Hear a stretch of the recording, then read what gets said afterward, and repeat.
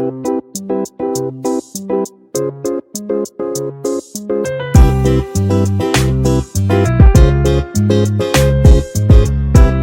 मध्ये नमस्ते, मी बनवते आमटी बटाट्याची आणि डाळीची।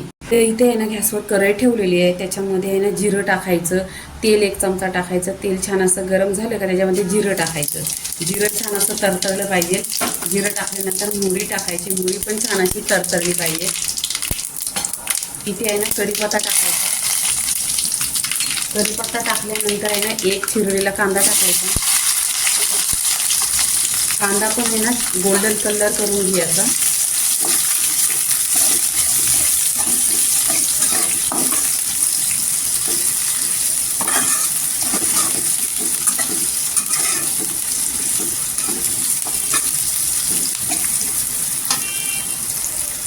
इथे 1 टोमॅटो घ्यायचा। कांदा गोल्डन झाल्यानंतर टोमॅटो टाकायचा। चवीनुसार मीठ टाकायचं। मीठ टाकल्याने टोमॅटो सॉफ्ट होतो। तेलावर छान असं परतून घ्यायचा।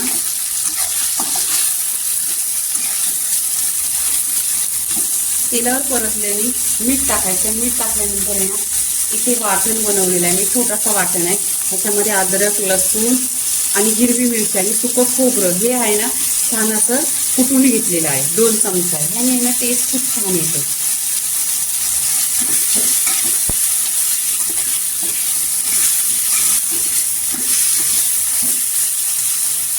इथे सुके मसाले टाकायचे। गरम मसाला अर्धी चमचा, हल्दी पावडर अर्धी चमचा, धना पावडर अर्धी चमचा आणि घरचा तिखट लाल 1 चमचा। पूर्णपणे असं परतून घ्यायचं।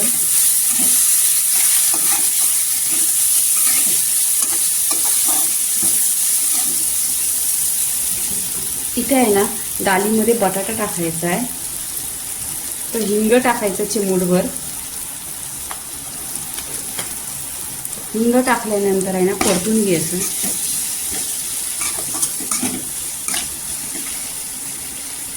इथे पहा मी डाळ आहे ना ही भिजत टाकलेली 2 ते 3 तास आणि स्वच्छ धुतलेली आहे।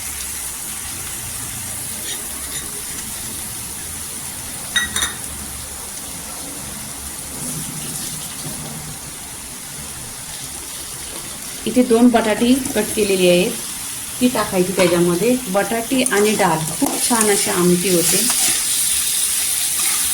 इथे पूर्णपणे एकजीव करून घ्यायचं।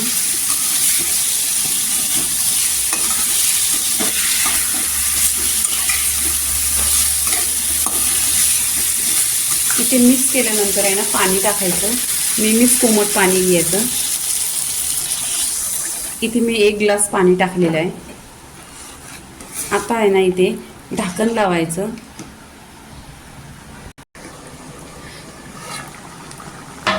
इथे ढाकण लावून आहे ना पूर्णपणे 20 मिनिटं शिजवून घेतलेली डाळीला। इथे 1 चमचा आहे ना शेंगदाण्याचा कूट टाकायचा आणि मिक्स करायचा पूर्णपणे।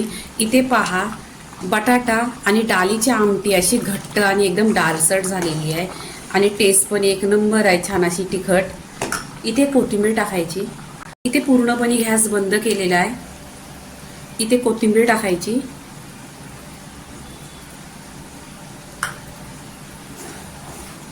इथे पहा डाळ आणि बटाट्याची आमटी एकदम घट्ट झालेली आहे। ही भाताशी खाल्ली ना तरी 1 नंबर लागते। इथे पहा आमटीचा व्हिडिओ पूर्णपणे इथे झालेला आहे। भाताशी आहे ना 1 नंबर लागतं। इथे बटाटा पण खूप छान असा शिजलेला आहे, एकदम घट्ट असा। तर पूर्णपणे ही रेसिपी झालेली आहे। लाईक करा, शेअर करा, सबस्क्राईब करा आणि नेहमीच खात राहा। धन्यवाद।